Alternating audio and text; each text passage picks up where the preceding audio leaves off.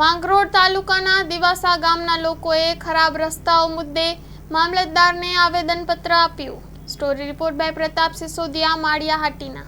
આ બાબતમાં અમે અરજી કરી। હવે જો અહીંયાથી કંઈ નહીં કરે તો અમે આગળ પણ જઈશું। આ અમારા બધા વાડી વિસ્તારના માણસો છે, તેમ બધા એક થઈને ભેગા થઈને આવ્યા। કવાખંભાના બધા છે, અમારે 3 કિલોમીટર સુધી કીચડ છે, તેવા માટે અમે આવ્યા ને તેમાં લપસાય છે।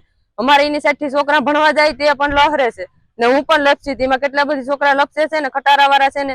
દિવાસાથી ભૂપત કરશન ડાકી બોલું।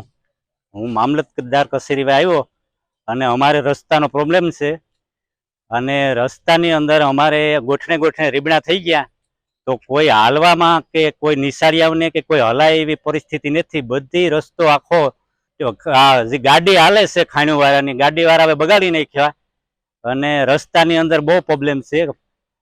એટલે અમે અહીં આવેદનપત્ર મામલતદારને આપવા આવ્યા અને બીજી પણ કચેરીમાં આપીશું। અને છોકરા પડે છે એને ફ્રેક્ચર થાય છે, સાયકલો અટવાઈ જાય છે। દાડમના રેસ્ટ પીરિયડની બેસ્ટ માવજત ટ્રાઇકોમિલ, ફોસ્ફોમાઇસિલ અને ડોક્ટર માઇસિલ।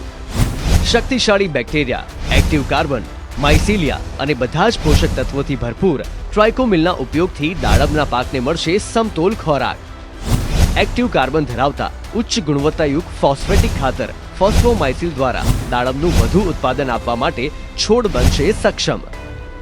ભારતમાં પ્રથમ માઇક્રોરાઇઝલ ફૂગ સાથે કુદરતી કેલ્સાઇડ અને ઉપયોગી સૂક્ષ્મ તત્વો તેમજ કુદરતી હોર્મોન્સનું મિશ્રણ એટલે ડોક્ટર માઇસિલ। ડોક્ટર માઇસિલના ઉપયોગથી તંતુ મૂળને પોષણ અને રક્ષણ મળશે અને સાથે જ પોષણયુક્ત દાડમના છોડની ઉત્પાદન ક્ષમતામાં વધારો થશે। દાડમની ખેતીને બનાવો દમદાર, રેસ્ટ પીરિયડમાં પોષણ આપો જોરદાર। 2 દાયકાથી ખેડૂતોના વિશ્વાસનું પ્રતીક।